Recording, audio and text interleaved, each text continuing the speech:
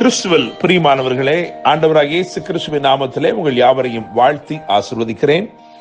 இந்த நாளுக்கென்று தேவன் நமக்கு அருளி இருக்கும் ஜீவ வார்த்தை சங்கீதம் 145:19. அவர் தமக்கு பயந்தவர்களுடைய விருப்பத்தின்படி செய்து அவர்கள் கூப்பிடுதலை கேட்டு அவர்களை ரட்சிக்கிறார் என கேட்கிற தேவனுடைய பிள்ளைகளே, இந்த சங்கீதத்தின் மேல் விலாசத்தை கவனிக்கும் பொழுது தாவீது பாடின ஸ்தோத்திர சங்கீதம் என்று எழுதியிருக்கிறது. இந்த நாளிலே தேவன் நீங்கள் அவரை புகழ்ந்து ஸ்தோத்திரிக்கும்படி உங்கள் வாழ்க்கையில் தம்முடைய அதிசயமான வல்லமையை நிச்சயமாய் விளங்க பண்ணுவார். இந்த சங்கீதம் முழுவதையும் வாசித்து பார்க்கும் பொழுது தேவனுடைய 3 விதமான கிரியைகளும் 3 விதமாய் செயல்படுகிற அவருடைய கரத்தையும் நாம் காண முடியும். அவைகளை மாத்திரம் நாம் வரிசையாய் கிரமமாய் தியானிக்க போகிறோம். என கேட்கும் தேவனுடைய பிள்ளைகளே, இந்த வார்த்தைகளை தேவன் அருளுவதின் நோக்கம் இன்றைக்கு இந்த 3 விதமான கிரியைகளையும் இந்த 3 விதமாய் செயல்படும் தம்முடைய கரத்தையும் உங்கள் வாழ்க்கையிலே அவர் கொண்டு வந்து அமர்த்த போகிறார். நிச்சயமாய் அதிசயமானவைகளையும் அற்புதமானவைகளையும் ஆச்சரியமானவைகளையும் நீங்கள் காணும்படி செய்ய போகிறார். முதலாவது 3 விதமான கிரியைகளை நாம் தியானிப்போம். 5வது வசனத்தை கவனித்து பார்க்கும் பொழுது அங்கே உம்முடைய அதிசயமான கிரியை என்று எழுதியிருக்கிறது. இந்த 3 கிரியைகளையும் இஸ்ரவேலருடைய வாழ்க்கையோடு ஒப்பிட்டு பார்க்கலாம் என்று நான் நினைக்கிறேன்.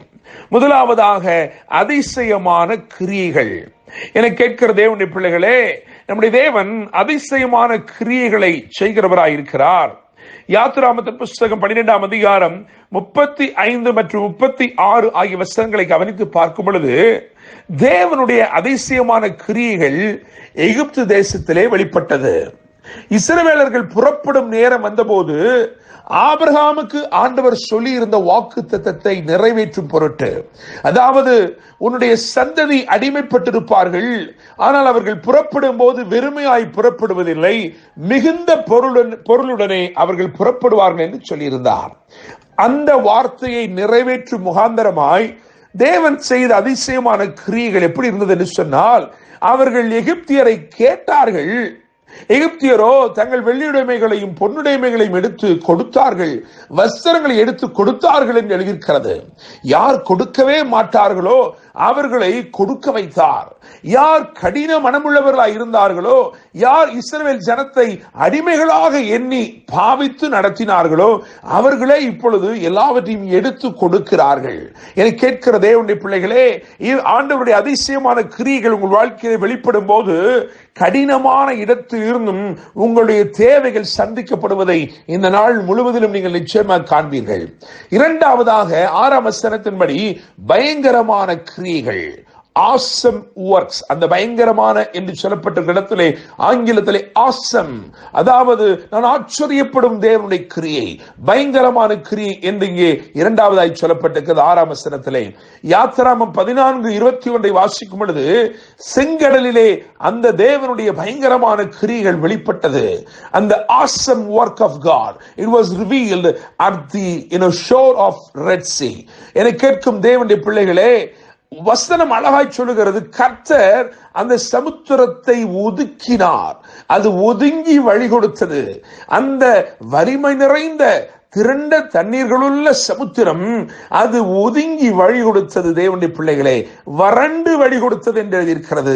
எனவே நான் நம்புகிறேன், விசுவாசிக்கிறேன், இன்றைக்கு கர்த்தருடைய பயங்கரமான கிரியைகள் உங்கள் வாழ்க்கையில் வெளிப்படுகிறது நிமித்தமாக உங்களுக்கு பாதைகள் உண்டாகிறது.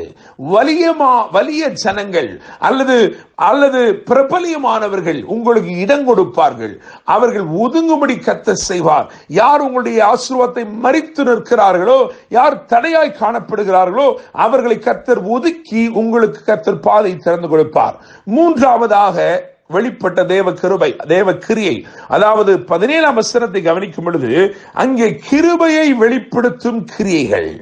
17ஆம் வசனத்திலே கிருபையை வெளிப்படுத்தும் கிரியைகள் என கேட்கிற தேவனுடைய பிள்ளைகளே, யாத்திராகமம் 33:16 கவனிக்கும் பொழுது அங்கே மோசே இப்படியாய் சொல்லுகிறான், எனக்கும் உம்முடைய ஜனத்துக்கும் உம்முடைய கண்களில் கிருபை கிடைத்தது என்பது எதினால் அறியப்படும்? நீர் எங்களோட வருவதனால் அல்லவா என்று சொல்லுகிறார். என கேட்கிற தேவனுடைய பிள்ளைகளே, அப்படியாக இன்றைக்கு கிருபையை வெளிப்படுத்தும் கிரியைகளை கர்த்தர் உங்களுக்காய் இன்றைக்கு காண்பிக்க போகிறார். அது நிமித்தமாக அவருடைய கிருபை நிமித்தம் அவர் உங்களோட வரப்போகிறார். அவர் உங்களுடைய வருவதனாலே நீங்கள் விசேஷம் பெற்ற ஜனமாய் காணப்பட போகிறீர்கள். 3 விதமான கிரியைகள்.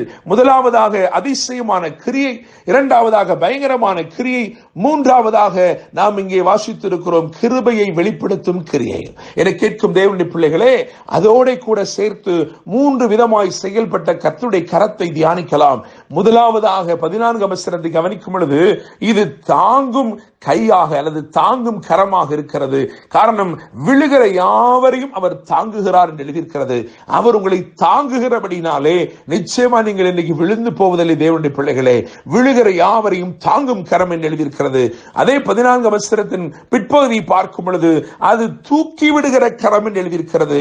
மடங்கடிக்கப்பட்ட யாவரையும் தூக்கி விடுகிற கரம். ஒருவேளை நீ மடங்கடிக்கப்பட்டு விட்டாய் என்று சொன்னால், அல்லது மூழ்கி விட்டாய் என்று சொன்னால், உன்னை தூக்கி விடுகிற கரமாய் இருக்கிறது. பேதுருவை தூக்கி எடுத்தது போல் உன்னை திரும்பமாய் தூக்கி எடுப்பார் நிச்சயமாக. மூன்றாவதாக 15 மற்றும் 16 ஆகிய வசனங்களை வாசிக்கும் பொழுது, திருப்தியாக்கும்படி திறக்கப்படும் கரம். உங்களுக்காக உங்களை திருப்தி செய்யும்படி அவருடைய கரம் திறக்கப்படுகிறது.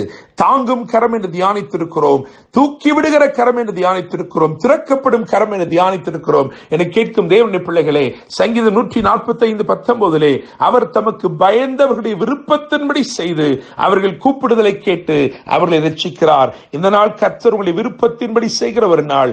இந்த நாள் உங்கள் கூப்பிடுதலை கேட்டு உங்களை ரட்சித்து உங்களை ஆசீர்வதித்து வாழ வைப்பாராக. என்று அன்புடன் pastor Daniel Moses. God bless you.